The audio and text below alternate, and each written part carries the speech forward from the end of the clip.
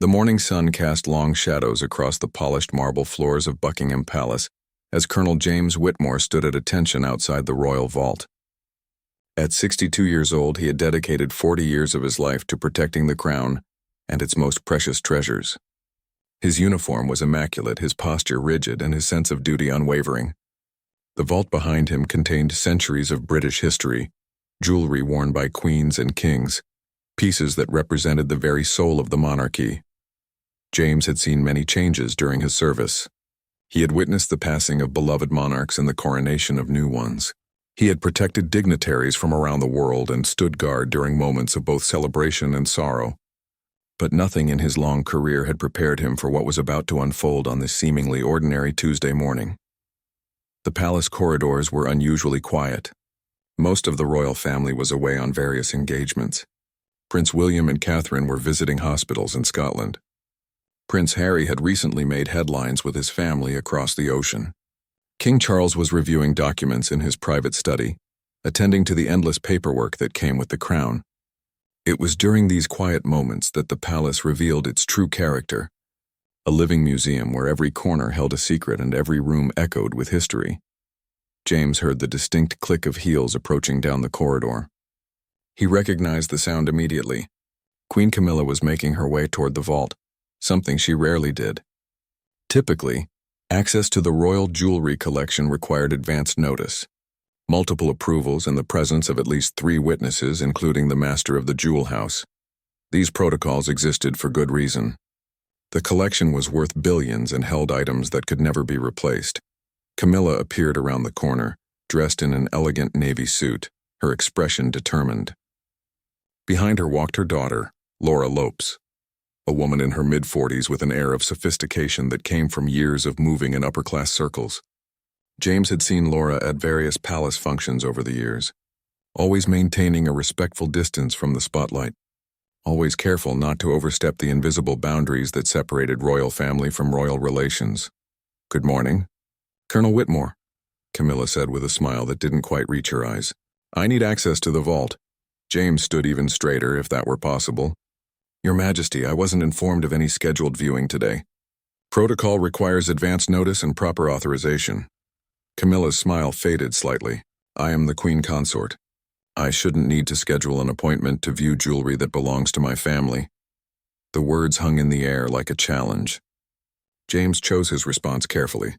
"With respect, Your Majesty, the crown jewels belong to the monarchy, not to any individual. The protocols exist to protect these irreplaceable pieces. Perhaps if you could inform me of what you wish to view, I could arrange proper access within the hour." Laura stepped forward, speaking for the first time.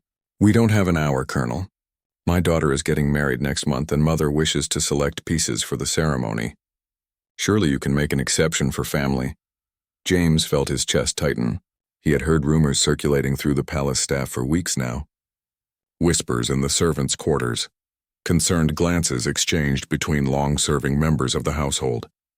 There was talk that Camilla had been making unusual requests, pushing against traditions that had stood for generations.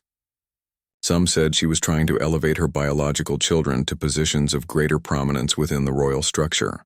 Others suggested she felt her family was being treated as second class compared to the late Queen Elizabeth's direct descendants. "I understand the occasion is special," James said carefully. "But these pieces require documentation. Every time an item leaves the vault, it must be recorded, photographed, and approved by His Majesty. These aren't just family heirlooms. Many of them are state property, worn only on official occasions by the reigning monarch or their direct heir." Camilla's face hardened. "Are you refusing me access?" "I am following the procedures that have protected this collection for centuries, Your Majesty.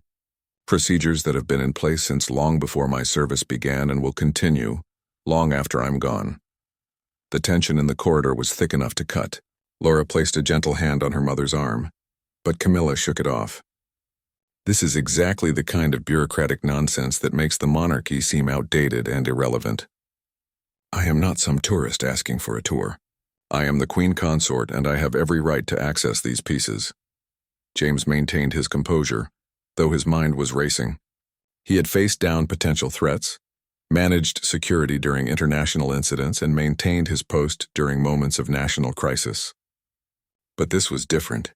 This was an internal challenge to the very systems that held the monarchy together. If he bent the rules now, what precedent would that set?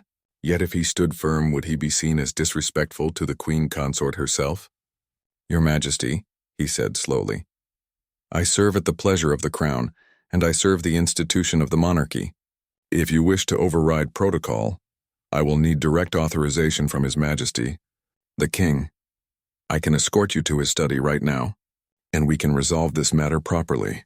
Camilla's eyes flashed with anger. "Charles is busy with affairs of state. I will not disturb him over something so trivial as accessing jewelry that should be at my disposal anyway." "You are being deliberately difficult, Colonel." "I am being deliberately careful, Your Majesty." "There is a difference." Laura spoke again, her voice taking on a harder edge. "Colonel Whitmore, perhaps you don't understand the situation. My daughter's wedding will be attended by members of European royalty, business leaders, and influential figures from around the world. It would be entirely appropriate for her to wear pieces from the royal collection. After all, she is the Queen's granddaughter." James felt something cold settle in his stomach. This was the crux of the matter. Laura's children, while related to Camilla, had no official position within the royal hierarchy. They were private citizens who happened to have a grandmother who married into royalty. The idea of them wearing the crown jewels, pieces worn by Queen Elizabeth herself, pieces that symbolized the continuity of the British monarchy, was unprecedented and potentially scandalous. James took a deep breath, knowing that his next words would determine not just the outcome of this confrontation, but possibly the trajectory of his entire career. "Mrs. Lopes, with all due respect, the crown jewels are worn by working members of the royal family during official state functions. A private wedding, no matter how prestigious the guest list, does not qualify as such an occasion. There are specific pieces designated for such events, and there is a proper process for requesting them." The colonel watched as Laura's face flushed with indignation. She had always been protective of her position, careful to maintain the delicate balance between her mother's new royal status and her own decidedly non-royal upbringing. Her children had grown up in the countryside, attending good schools and mixing with the upper classes, but they had never been part of the royal family in any official capacity. Now, with Camilla as queen consort, there seemed to be an expectation that this should change. "Colonel," Camilla said, her voice dropping to a dangerously quiet tone, "I have been patient with you, but my patience is wearing thin. These pieces belong to the late queen, my predecessor. As the current queen consort, I have certain rights and privileges. I am not asking to remove the crown jewels from the palace. I am simply requesting to view the collection with my daughter, so we can make appropriate selections for an important family occasion." James recognized the subtle shift in her argument. She was no longer demanding immediate access, but requesting a viewing. It was a diplomatic retreat, but one that still posed significant problems. The royal vault contained not just the official crown jewels displayed in the Tower of London, but also the personal collection amassed over centuries. Some pieces were indeed personal property, while others were held in trust for the nation. The distinction was crucial, and the boundaries were carefully maintained. "Your Majesty, if you would like to view pieces from the personal collection, pieces that are not state property, I can arrange that with proper authorization. However, the pieces that belong to Queen Elizabeth II are currently being catalogued and assessed. Many of them are subject to complex legal considerations regarding inheritance, state ownership, and historical significance." This was true, though James was perhaps emphasizing the complications more than strictly necessary. The reality was that after a monarch's passing, there was always a lengthy process of determining which pieces were personal property to be inherited and which were crown property to be passed to the next sovereign. It provided him with a legitimate reason for delay. Laura stepped closer, her voice sharp. "My mother is not some common thief trying to steal the crown jewels, Colonel. This attitude is exactly why so many people find the royal household insufferably pompous and out of touch. We are talking about a grandmother wanting to share in her granddaughter's joy, wanting to help her shine on one of the most important days of her life." "I understand the sentiment," James replied, maintaining his professional tone despite the accusation. However, sentiment cannot override security protocols and legal requirements. If Mrs. Lopes's daughter wishes to wear significant jewelry for her wedding, there are jewelers in London who specialize in lending pieces to high-profile clients. The royal collection is not a dress-up box, no matter who is making the request. The moment the words left his mouth, James knew he had gone too far. Camilla's face went pale, then flushed deep red. Her hands clenched at her sides, and for a moment he thought she might actually strike him. Laura gasped audibly, her own face reflecting shock and anger. "How dare you?" Camilla said, her voice shaking. "How dare you speak to me that way? I have given years of service to this family, endured public scrutiny and criticism, stood by Charles through everything, and now I am queen consort. I will not be lectured by a glorified security guard about what I can and cannot do within my own home." James felt the sting of her words, but held his ground. "This is not your home, Your Majesty. This is the property of the Crown, held in trust for the British people. Every person who lives and works here, from the king himself to the newest kitchen assistant, is a steward of this institution. We all have roles to play, and we all must follow the rules no matter how inconvenient they may seem." The sound of approaching footsteps interrupted the confrontation. All three turned to see Sir Edmund Hartley, the master of the household, hurrying down the corridor. He was a thin man in his 70s with silver hair and shrewd eyes that missed nothing. He had served the royal family for over 30 years and had navigated countless delicate situations with diplomatic skill.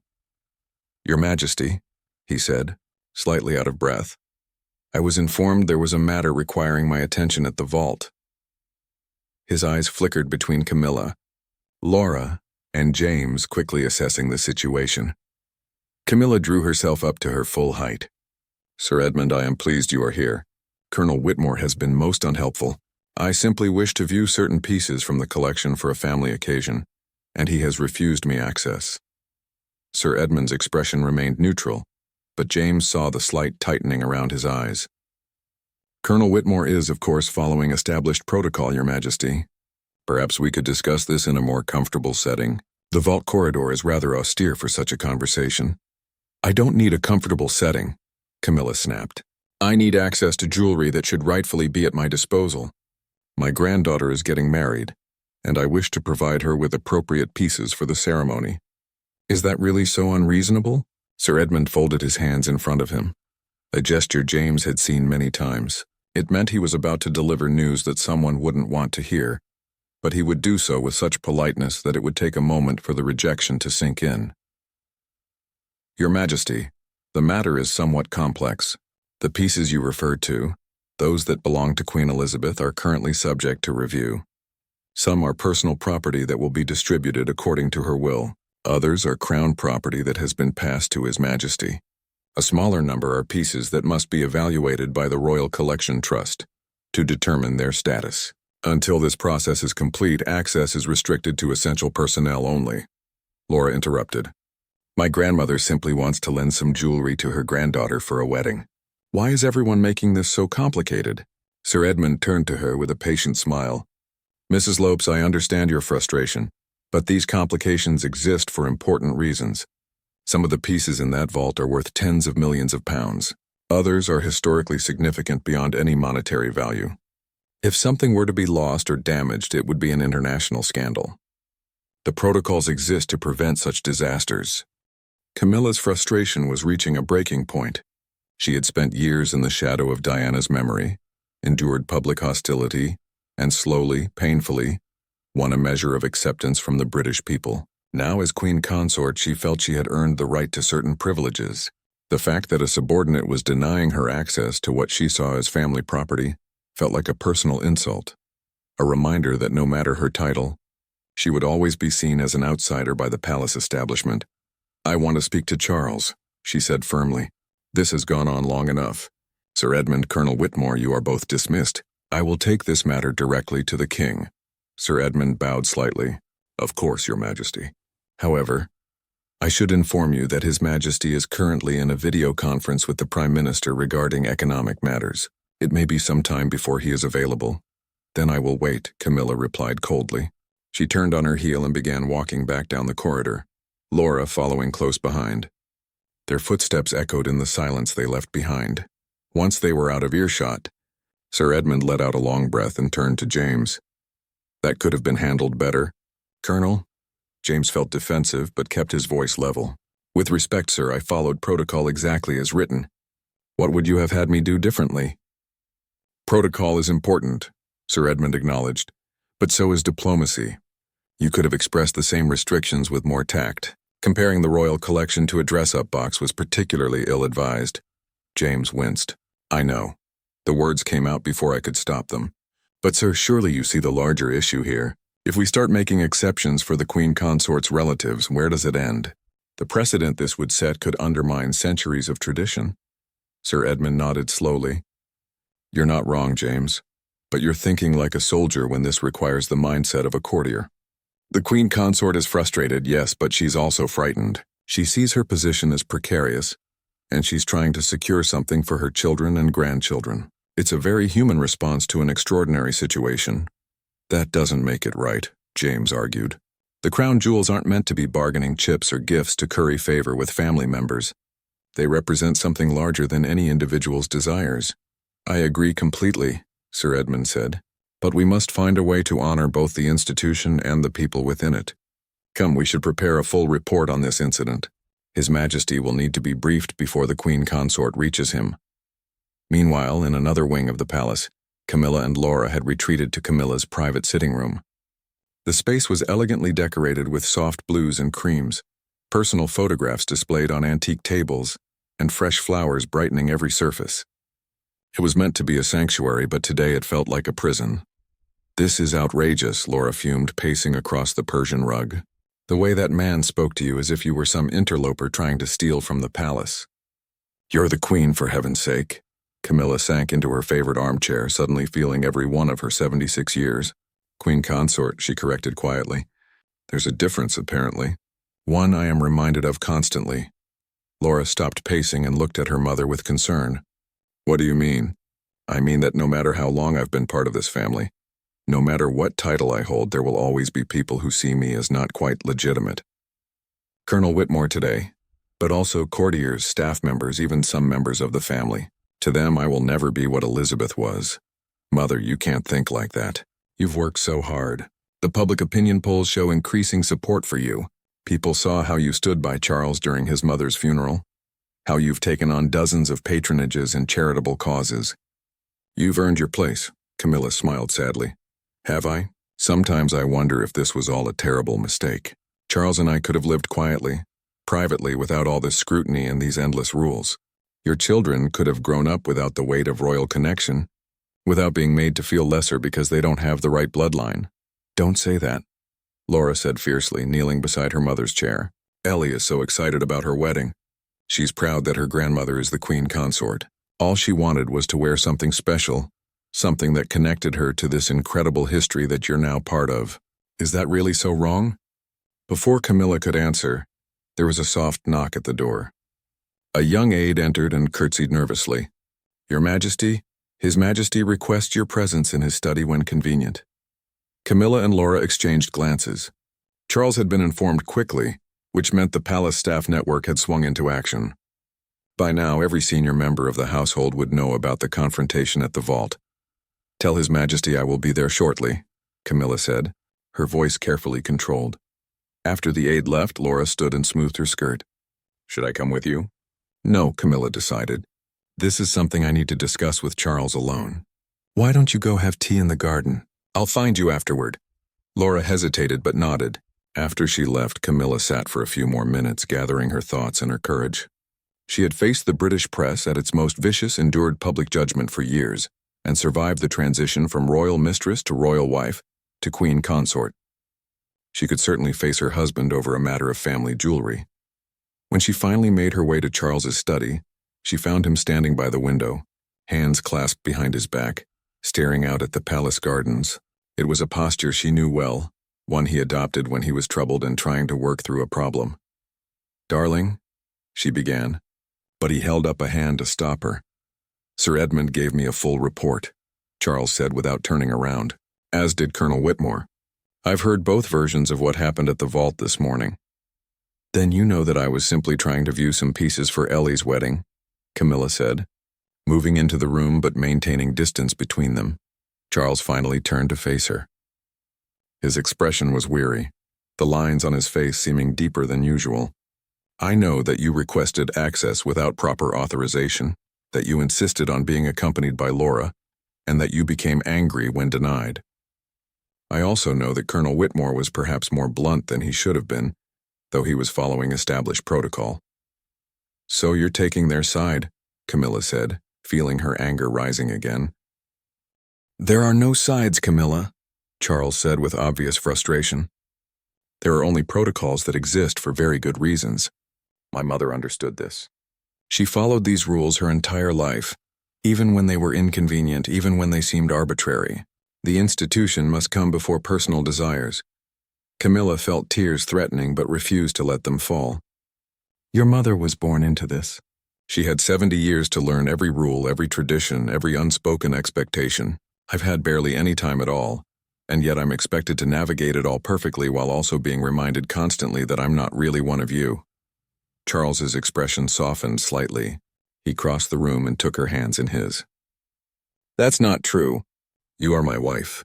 You are the queen consort. No one can take that from you. But they can deny me the basic courtesy of viewing jewelry that I, as your wife, should have some right to see. They can treat my daughter and grandchildren as if they're trying to steal from the crown. Do you know how that feels, Charles? To be made to feel like a thief in what is supposed to be my own home? Charles sighed and led her to the leather sofa near the fireplace. They sat together, still holding hands, both looking tired and older than their years. Tell me honestly, he said quietly. What were you really trying to do today? Camilla took a deep breath. Ellie is getting married to a wonderful man. His family is old money, very established, very judgmental. I wanted her to have something spectacular, something that would show that she is connected to the royal family, that she matters. Is that so terrible? Is it wrong for a grandmother to want her granddaughter to feel special? Of course not, Charles said gently. But Camilla, the crown jewels aren't accessories to make people feel special. They're symbols of the monarchy itself. Many of them can't even be worn by anyone other than the reigning monarch. They're not mine to lend out, not really. I'm merely their custodian, as my mother was before me, and as William will be after me. I wasn't asking for the crown jewels, Camilla protested. I was asking to view the collection, to see if there were appropriate pieces that Ellie could borrow. Pieces that your mother wore to private functions, pieces that aren't state property. Surely there must be something suitable. Charles was quiet for a moment, thinking. There might be, he admitted. But this needed to be handled through proper channels. If you had come to me first, we could have arranged a viewing with the appropriate personnel present. We could have looked at pieces from the personal collection, items that I do have discretion over. Instead, you went directly to the vault, brought Laura with you, and when denied access, you became confrontational. Do you understand how that looks? It looks like a woman who is tired of being treated as an outsider in her own family, Camilla said sharply. It looks like someone trying to circumvent established rules, Charles countered. And when the palace staff sees that, when they see exceptions being made, it creates problems. If Colonel Whitmore had let you in today, what message would that send? That protocols don't matter? That anyone with the right connection can access priceless treasures without proper oversight? The next thing you know, someone would claim precedent. Security would be compromised, and we'd face a scandal that could damage the monarchy itself. Camilla pulled her hands away from his. Everything is always about protecting the monarchy. What about protecting the people who serve it? What about my feelings? What about Laura and her children? Laura and her children are not members of the royal family, Charles said. And though his voice was kind, the words hit Camilla like a slap. They are my stepchildren and step-grandchildren, and I care for them. But they don't have official roles. They don't perform royal duties. They live private lives, which is what they've always wanted. You can't have it both ways, Camilla. Either they remain private citizens with all the freedom that entails, or they become working royals with all the restrictions and scrutiny that involves. There's no middle ground. So Ellie gets nothing, Camilla said bitterly. No connection to this family's history.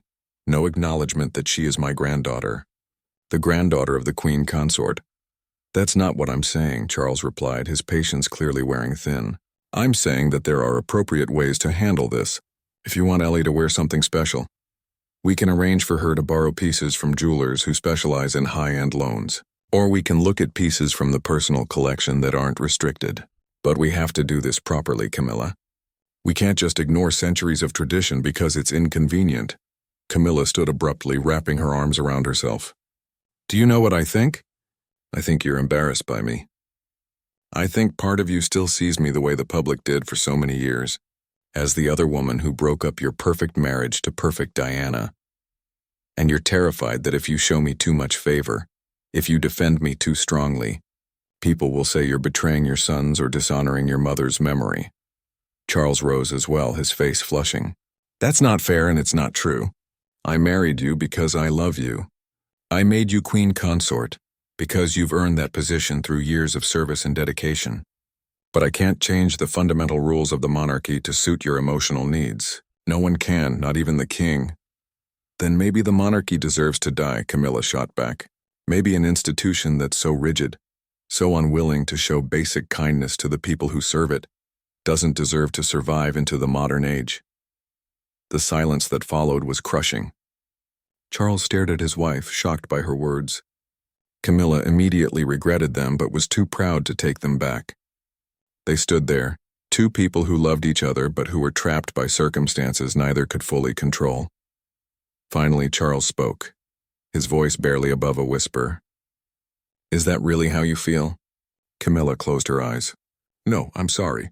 I'm angry and hurt and I said something I don't mean. But Charles, you have to understand how difficult this is. I'm trying to fit into a world that doesn't want me, following rules that seem designed to keep me in my place, and now I can't even do something nice for my granddaughter without being made to feel like a criminal. I do understand, Charles said, moving closer to her, more than you might think.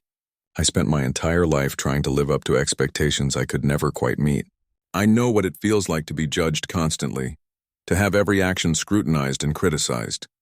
But I also learned that the institution is bigger than any individual's feelings. It has to be, or it falls apart.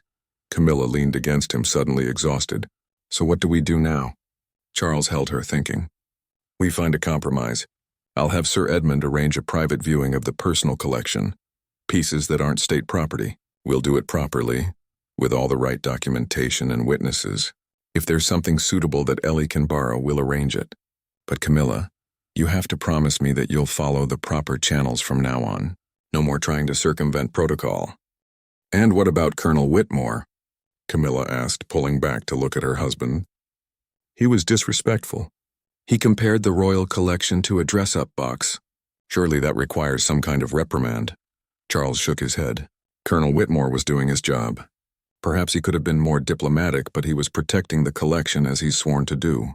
If I punish him for following protocol, I send a message that loyalty to the rules is less important than pleasing the queen consort. That's not a message I can afford to send. Camilla felt fresh anger rising, but pushed it down.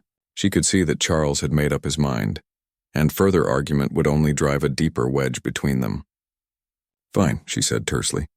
I'll follow your precious protocols, but don't expect me to forget how I was treated today.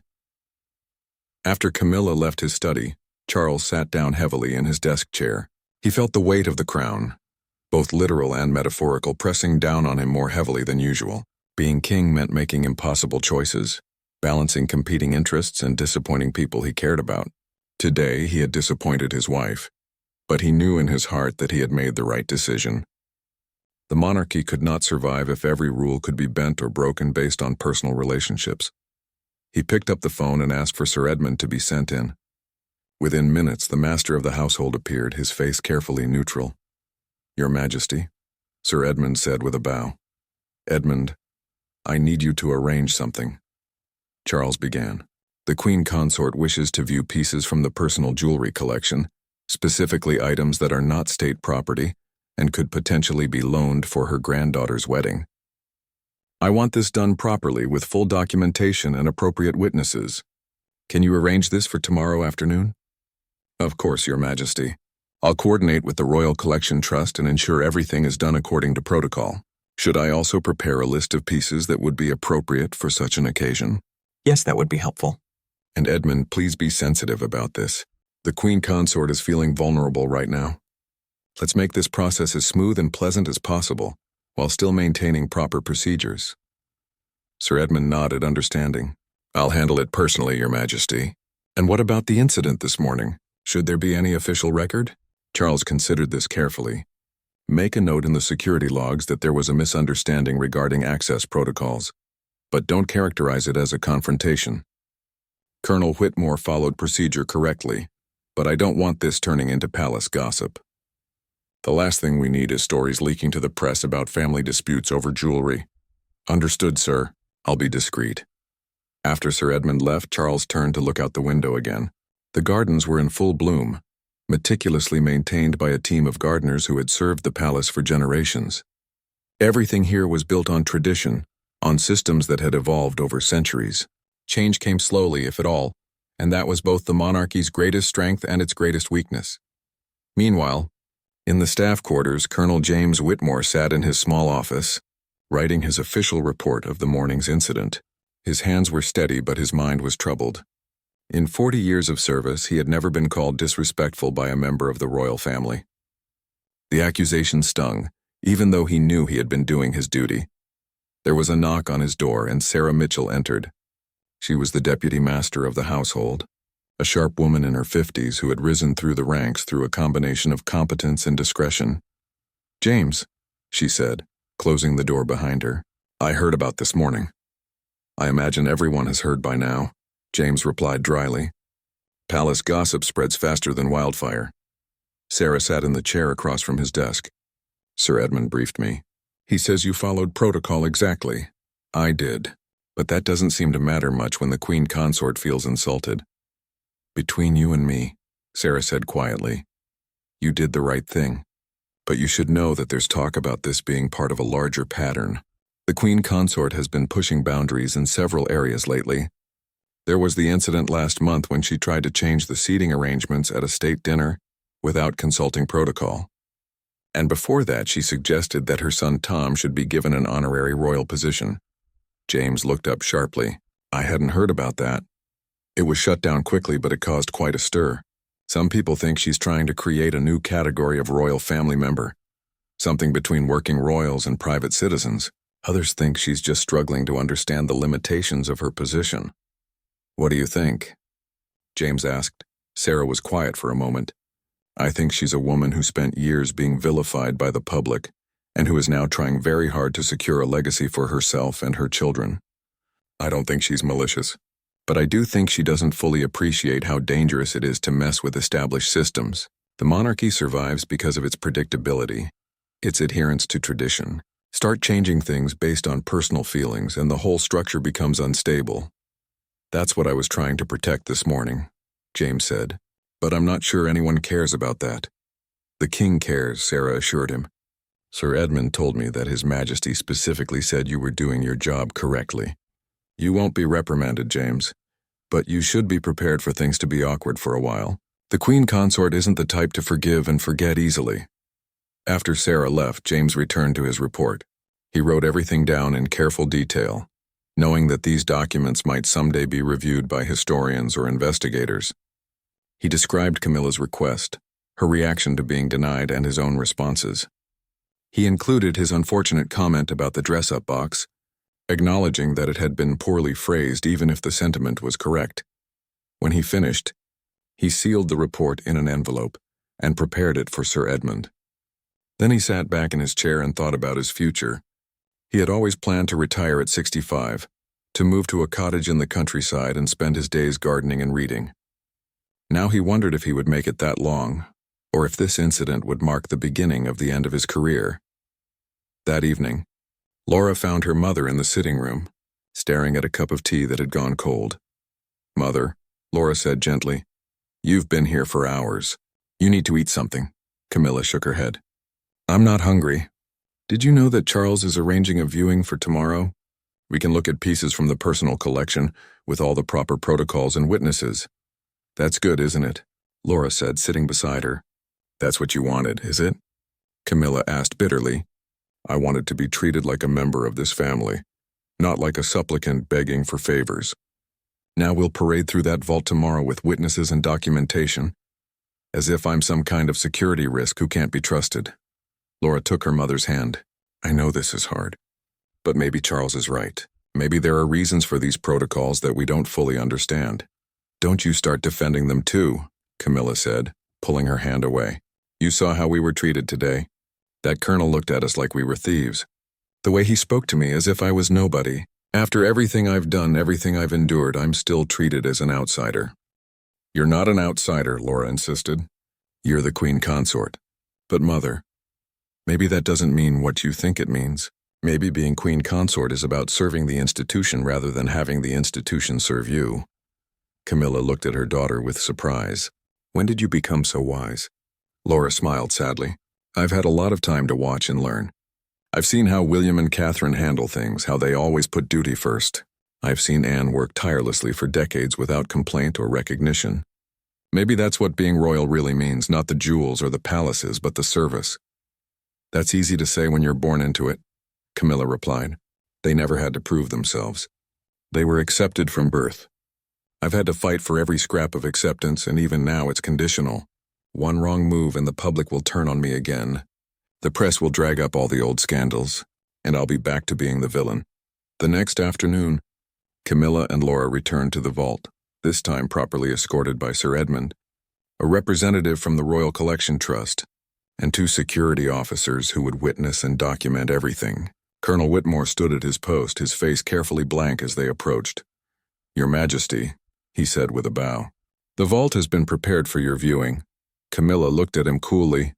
Thank you, Colonel. Sir Edmund produced a thick folder of documentation. Your Majesty, I have prepared a list of pieces from the personal collection that would be appropriate for loan to a family member for a private occasion.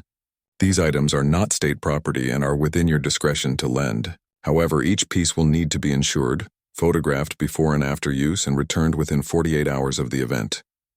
48 hours? Laura questioned. That seems rather quick. Security protocols, Mrs. Lopes, Sir Edmund explained patiently. The longer a piece is outside the vault, the greater the risk. These are standard terms for any loan from the collection. The vault door swung open with a heavy mechanical sound. Inside, the room was cool and climate-controlled, with rows of glass cases containing treasures that represented centuries of royal history. Tiaras sparkled under carefully positioned lights. Necklaces of emeralds, sapphires, and rubies lay on velvet cushions. Brooches, earrings, and bracelets filled case after case. Camilla felt her breath catch despite her anger and frustration. No matter how many times she saw this collection, the sheer magnitude of wealth and history was overwhelming. These pieces had been worn by queens and princesses going back generations. They had witnessed coronations, weddings, state dinners, and historic moments that had shaped the nation. Sir Edmund led them to a specific section of the vault. These are the pieces from the personal collection that are available for family use. Some belonged to Queen Elizabeth II and were left to His Majesty as personal property. Others were gifts to various members of the royal family over the years and have been donated to the collection. He gestured to a case containing an exquisite sapphire parure, a matching set of necklace, earrings, and bracelet. This set was a gift to Queen Elizabeth from the Sheikh of Bahrain. It's technically personal property and could be appropriate for a wedding. Camilla studied the pieces carefully. They were beautiful, undeniably so, but they weren't what she had imagined. These weren't the grand statement pieces she had seen Elizabeth wear in official photographs. These were lovely but relatively modest by royal standards. What about the Cambridge emeralds? She asked, referring to a famous set she knew had been one of Elizabeth's favorites. Sir Edmund consulted his folder. The Cambridge emeralds are crown property, Your Majesty. They pass automatically to the reigning monarch and cannot be loaned for private use. The same is true of the majority of the most significant pieces in the collection. I see, Camilla said quietly. She was beginning to understand the full scope of the limitations. The truly spectacular pieces, the ones that would have made Ellie's wedding unforgettable, were all off limits. What remained were beautiful but not exceptional items, pieces that any wealthy family might own.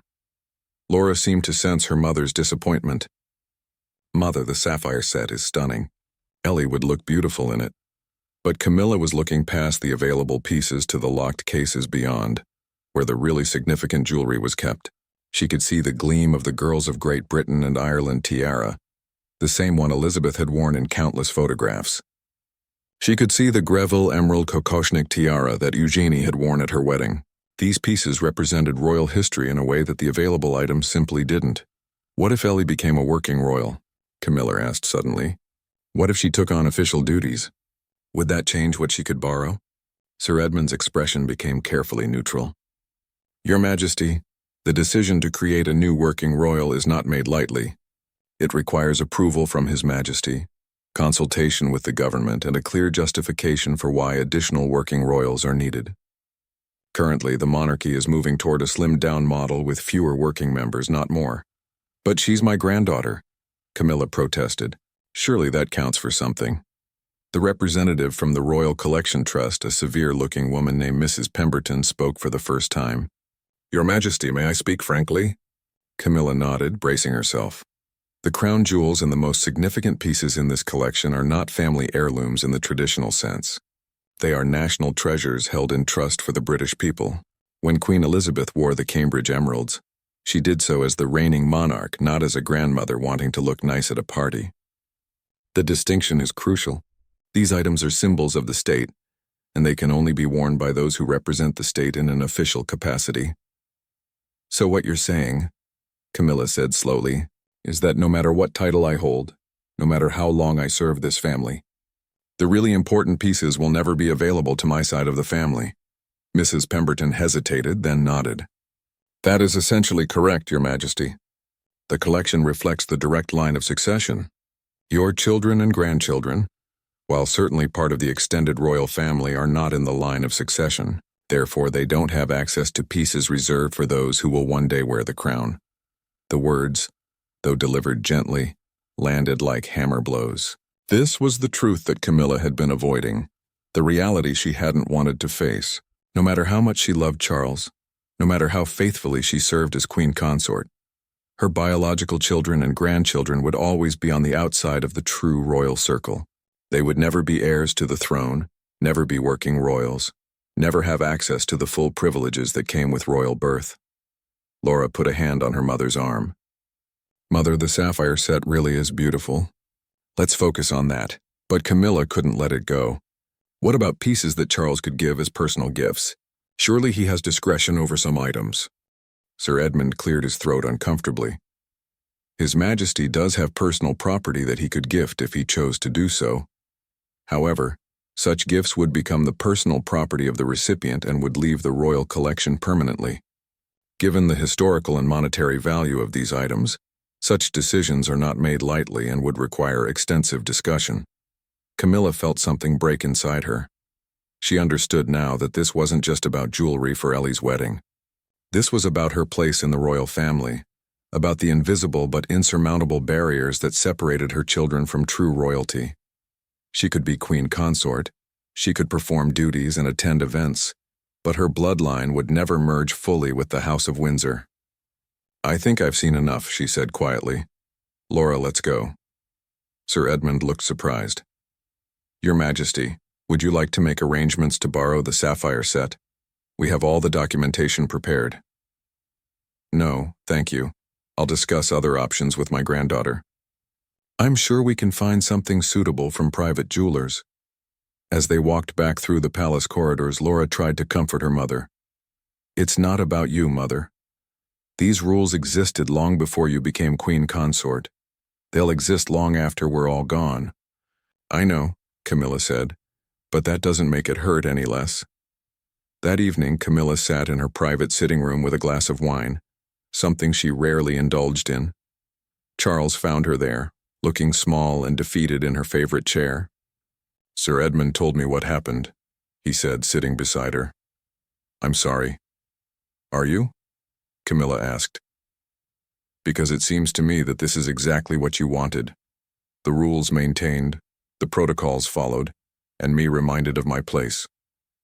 Charles took her hand, and this time she didn't pull away. That's not what I wanted at all. I wanted you to understand the constraints we all live under. Even William, even George, they don't have complete freedom over these pieces. Everything is regulated, controlled, documented. It's not personal, Camilla. It's institutional. But it feels personal, she said, tears finally spilling over. It feels like no matter what I do, no matter how hard I try, I'll never be good enough. My children will never be real royals. My grandchildren will never have access to their heritage. I'm the queen consort, but my family will always be outsiders. Charles was quiet for a long moment. You're right, he finally said. And I'm sorry for that. I wish I could change it, but I can't. The rules exist for reasons that go beyond any individual's feelings. If we start making exceptions, if we blur the lines between working royals and family members, the whole system becomes confused. And when the monarchy becomes confused, it becomes vulnerable. So I just have to accept it, Camilla said bitterly. I have to smile and perform my duties and pretend that it doesn't hurt to be treated as less than. You're not less than, Charles insisted. You're different from. Diana's children are in the line of succession because they are my children. Your children are not in the line of succession because they are not my biological children. That's not a judgment on their worth.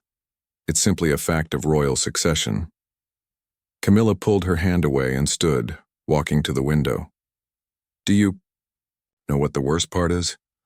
I knew all of this before I married you. I knew that my children would never be considered true royals.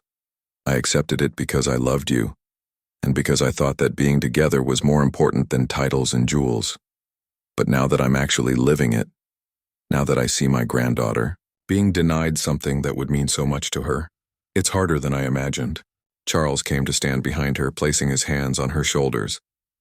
Ellie will have a beautiful wedding regardless of what jewelry she wears. The most important thing is that she's marrying someone she loves, someone who will make her happy. The rest is just window dressing. Easy for you to say when your family has access to all the window dressing anyone could want, Camilla retorted. The conversation was interrupted by a knock on the door. An aide entered with a message that required Charles's immediate attention. After he left, Camilla remained at the window, looking out at the darkening gardens. She thought about the path that had brought her here, from being a young woman falling in love with a prince, to being the most hated woman in Britain, to finally, improbably, becoming queen consort. It had been a journey filled with pain and perseverance, public humiliation and private strength. She had endured because she believed that one day acceptance would come, that one day she would truly belong. But today had shown her the limits of that belonging. There were circles she could never fully enter, privileges her family could never access, and traditions that would never bend to accommodate her personal desires. She was queen consort, but she would always be queen consort with an asterisk, a footnote in the royal family rather than a full chapter. The next morning, Camilla called her granddaughter. Ellie answered on the second ring, her voice bright with anticipation. Grandmother, did you find something? I've been so excited. Camilla felt her heart break a little. Sweetheart, I've been thinking about this, and I believe we should look at other options. There are wonderful jewelers in London who work with high-profile clients. We can find you something absolutely spectacular that will be yours to keep, not something borrowed that must be returned. There was a pause on the other end of the line. But I thought the whole point was to wear something from the royal collection, something with history. I know, darling. But sometimes the things we think we want aren't actually the best choice. Let's create your own history instead of borrowing someone else's. After the call ended, Camilla sat with the phone in her hand, feeling older than her years. She had tried to give her granddaughter a piece of royal magic, and instead, she had learned painful lessons about the limits of her power and the inflexibility of the institution she had married into. Colonel James Whitmore, learning of the Queen Consort's decision to pursue private jewelry options, felt a mixture of relief and regret. Relief that the immediate crisis had passed without further confrontation or compromise to security protocols.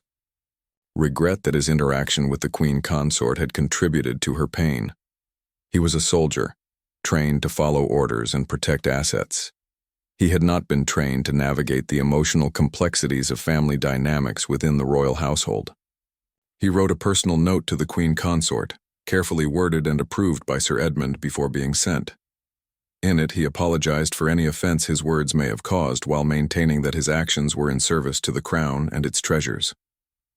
He acknowledged the difficulty of her position and expressed respect for her service to the nation. The note was professional, appropriate, and utterly inadequate to address the depth of hurt that had been caused. Camilla received the note and read it once before placing it in her desk drawer. She appreciated the gesture, but knew that the real issue went far beyond one colonel's unfortunate choice of words. The problem was systemic, built into the very structure of the monarchy she had married into. In the weeks that followed, life in the palace returned to its normal rhythms. Camilla attended her scheduled engagements, smiled for photographers, and performed her duties with professional grace. But those close to her noticed a change. She was quieter, less likely to suggest new initiatives or push for changes to established practices. She had learned her lesson about the limits of her influence. Ellie's wedding took place on a sunny Saturday in June. She wore a stunning diamond necklace borrowed from a prestigious London jeweler, paired with matching earrings that sparkled in the sunlight. She looked radiant and happy, and no one at the wedding knew about the attempted loan from the royal collection or the confrontation it had sparked. Camilla sat in the front row of the church, watching her granddaughter marry, and felt a complicated mixture of pride and sadness. She was proud of Ellie's grace and beauty, proud of the life she was building, but she was sad for the connection to royal history that had been denied, sad for the invisible barriers that would always separate her biological family from the family she had married into. Charles squeezed her hand during the ceremony, and she squeezed back. They had weathered this storm as they had weathered so many others. Their marriage would survive, their partnership would continue. But something had been lost in the vault corridor that day, some naive hope that love and dedication could overcome the rigid structures of royal tradition. The incident was never reported in the press. The palace staff, loyal to both institution and individuals, kept the story within the walls where it belonged. But among the staff, it became a cautionary tale, a reminder of the delicate balance required to serve both the monarchy as an institution and the real people who lived within it. Colonel Whitmore continued his service for 2 more years before retiring to his cottage in the countryside. He never forgot the confrontation at the vault, and in his private moments, he sometimes wondered if he had handled it correctly. He had followed protocol, yes, but at what cost to human relationships and dignity? Camilla remained queen consort, performing her duties faithfully, but with a new wariness about stepping outside established boundaries. She learned to work within the system rather than against it, to accept limitations rather than challenge them. Some saw this as maturity and wisdom, others saw it as a sad surrender of spirit. The crown jewels remained in their vault, carefully guarded and documented, waiting for the next monarch to wear them at the next coronation. They were symbols of continuity, of tradition, of a monarchy that prided itself on maintaining standards across centuries. They were magnificent and cold, beautiful and impersonal, valuable beyond measure and yet somehow insufficient to address the human needs of those who served in their shadow. And in the end, that was perhaps the real lesson of the incident. The monarchy was an institution built on rules and traditions that transcended individual desires. It could be served faithfully, but it could not be made to bend to personal will, no matter how understandable or sympathetic that will might be. Those who wore the crown were its servants, not its masters, and those who married into the royal family learned this lesson sooner or later, gently or harshly, but always inevitably.